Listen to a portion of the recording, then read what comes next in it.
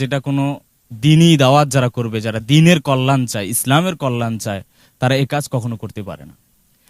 2018 সালে যেটা হয়েছিল সেটা তো প্রাথমিক পর্যায়ে এটা করেছিল, কিন্তু এই যে দীর্ঘ সময়ের পর আবার যে আক্রমণটা করলো বড় ধরনের, তাদের একটাই উদ্দেশ্য, এর মাঝে এই দিনের একটা যে মহা দাওয়াতি কাজ পুরা পৃথিবীর মধ্যে চলছে সুন্দরভাবে, সুশৃঙ্খলভাবে, কোনো গ্যামজ্যাম নেই, এটাকে কিভাবে বাধা দেওয়া যায়, এটার মধ্যে কিভাবে গ্যামজ্যাম করা যায়, এটাই। আসসালামু আলাইকুম ওয়া রাহমাতুল্লাহি ওয়া বারাকাতুহু। সুপ্রিয় দর্শক, আমরা সকলেই জানি অল্প কয়েকদিন আগে বিশ্ব ইজতেমার ময়দানে গভীর রজনীতে ঘুমন্ত নিরহ মুসল্লিদের ওপরে যে সাতপন্থী কর্তৃক অতর্কিত হামলা হয়েছে এবং যে হামলার দরুন অন্তত 6 জন মানুষ শাহাদাত বরণ করেছেন এবং শত শত মুসল্লি যারা আহত হয়েছেন, আমরা এই বিষয়টা পুরা বাংলাদেশ নয় পুরা বিশ্বে ছড়িয়ে গিয়েছে।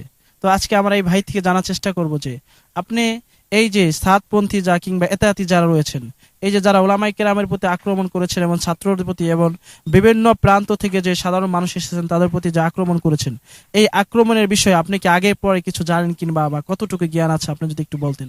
যে আমি যেহেতু একদম উত্তরার 10 নম্বর সেক্টরে থাকি, যেখান থেকে ইজতেমা একদমই কাছে, আমাদের মাদ্রাসার ছাদে উঠলে ইজতেমার পুরো ময়দান দেখা যায়। তো এদাতিদের একটা মার্কাজ রয়েছে যেটা আপনার কামারপাড়ার পাশেই, সে মার্কাজে মাঝে মাঝে আমরা আসি, আসলে দেখতেছি, আমরা সাধারণ ছাত্র হিসাবে দুই পক্ষে আসতেছি, দেখতেছি। তো তাদের কয়েকদিন, এই তাদের আক্রমণের কয়েকদিন পূর্বেই তাদের যে মার্কাজে যে একটা আয়োজন ছিল এবং যে ধরনের আলোচনাগুলো ছিল, সবই এই আক্রান্তমূলক, যে আক্রমণ করবে, তারা একটা হামলা চালাবে, অতর্কিত একটা হামলা চালাবে, এমন একটা পরিকল্পনা তাদের ছিল। আর যেদিন তারা হামলা চালায় এই গভীর রাতে ঘুমন্ত মানুষদের উপরে, তাহাজ্জুদে দাঁড়ানো ব্যক্তিদের উপর যে আক্রমণটা তারা চালায়, সেদিন আসরের সময়ও আমরা এমন মাঠেই ছিলাম। সেদিনও সাধারণভাবে সবকিছু কাজ চলছে, অল্প কিছু সাথী আমাদের কাজ চলছে, কারণ সেই সময় তো অনেকটা লম্বা সময় ছিল, এই জন্য অল্প কিছু সাথী দিয়েই মাঠের কাজ চলছে এবং মার্কাজের যে কাজগুলো চলছে এগুলো চলছে। তার অতর্কিতভাবে সেদিন হামলা চালিয়ে যে আমাদের বিদেশি, এই পাশে যে বিদেশি যে ইয়ার হামলা চালিয়েছে, এটা আপনারা এখনো দেখবেন, এই হামলার চিত্রগুলো আপনারা এখনো দেখতে পারবেন, যে ওখানকার বিদেশি কামরার বিভিন্ন ঠাইগুলো যেভাবে ভাঙছে তারা, আপনারা এখনো যদি সেই ফুটেজগুলো দেখেন, এখান থেকে আপনারা বুঝতে পারবেন তারা কিরকম একটা প্রস্তুতি নিয়ে এসেছে, পূর্ব প্রস্তুতি নিয়ে এসে তারা মাঠে হামলা করেছে। আপনি কি মনে করেন যে এটা সম্পূর্ণ পরিকল্পিত ছিল হামলাটা? জি, তাদের সম্পূর্ণ পরিকল্পনাই ছিল, কারণ তাদের পূর্বের যে বক্তৃতাগুলো ছিল, পূর্বে যে সংবাদ সম্মেলনগুলো, তাদের যে ধরনের আচরণগুলো ছিল, যেভাবে কথাগুলো ছিল, এখান থেকেই বুঝে আসে যে তাদের কতটুকু প্রস্তুতিমূলক বা পূর্ব পরিকল্পনা ছিল। এবং আপনারা এটাও দেখছেন যে ওই একজন এদাতিদের একজন বড় পর্যায়ের কি জাম জানে বিন নূর, মুয়াজ বিন নূর, সে ইজতেমার রাতে দিনে আমরা লাইভে দেখতেছিলাম যে সে বলতেছে বাধা ছাড়াই আমরা মহাবিজয় মাঠে ঢুকে পড়েছি।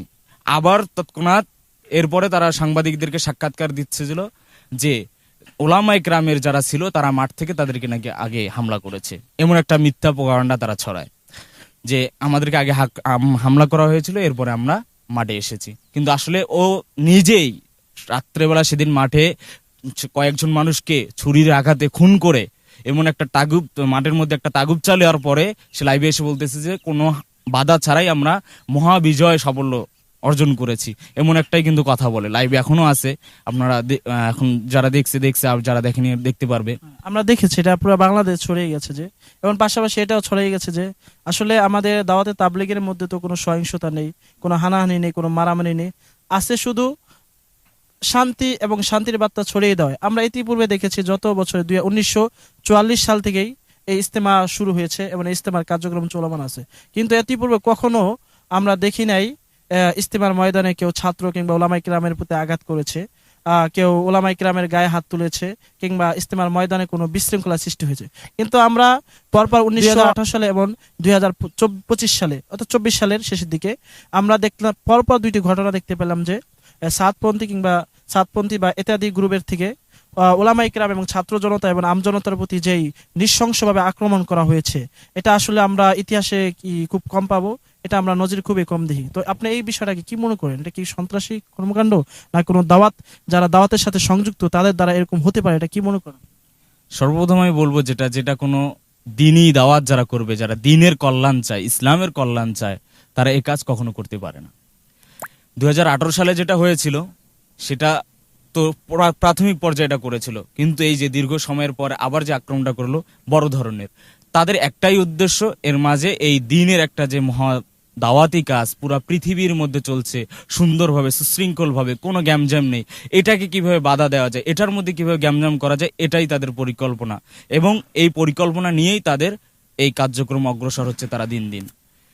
যে আপনারা সেদিনের যে ঘটনাটা, এই গত মাসের যে ঘটনাটা হয়েছে, যে আক্রমণ তারা চালিয়েছে রাতের আধারে, এটা বোঝাই যাচ্ছে যে তাদের একটা পরিকল্পিত হামলা। যদি পরিকল্পিত হামলা না হতো তাহলে এরকমটা হতো না। আর আপনি যে প্রশ্নটা করছেন যে এটা কি আসলে কোনো দাওয়াতি বা কোনো দিনের মানুষের কাজ হতে পারে নাকি, আপনাকে আমি শুরুতেই বলেছি যে এটা কোনো দিনের, যারা দিনের ধারক ভাব বা দিনের কল্যাণ চায়, দিনের দাওয়াত মানুষের মাঝে ছড়িয়ে দিতে চায়, দিনমুখী দিন বিমুখ মানুষদেরকে দিনের প্রতি আনতে চায়, তারা এরকম কাজ কখনো করতে পারে না, তাদের দ্বারা এরা কখনোই সংগঠিত হতে পারে না। তো যারা এরা করতেছে এরা নামধারী সন্ত্রাস বললেই, সন্ত্রাস এক কথায় নামধারী মানে তারা নামদারি সন্ত্রাস, তাদেরকে সাতপন্থী কিংবা ওলামায়ে কেরামের সাথে যুক্ত কিংবা দাওয়াতে তাবলীগের সাথে যুক্ত, এটা না বলেই হয়। তবে ওলামা ইকরামের সাথে কখনোই সম্পর্কিত ছিল না। ওরা বলে যে ওলামা ইকরামের সাথে আমরা নাই, আমরা আমাদের মতো। তারা ভারতে নিজামুদ্দিনের দিকেই তাকিয়ে রয়েছে, এটুকুই। তো সুপ্রিয় দর্শক, আপনাদের কাছে স্পষ্ট হয়ে গেল যে সেদিনকার ঘটনা এবং কি ঘটেছিল, এবং দাওয়াতে তাবলীগের মূল উদ্দেশ্য হচ্ছিল মানুষের কাছে শান্তির পয়গাম পৌঁছে দেওয়া। কোনো সন্ত্রাসী কিংবা কর্মকাণ্ডের সাথে দাওয়াতে তাবলীগ আদৌ জড়িত ছিল না এবং এখনো জড়িত নেই এবং ভবিষ্যতেও থাকবে না।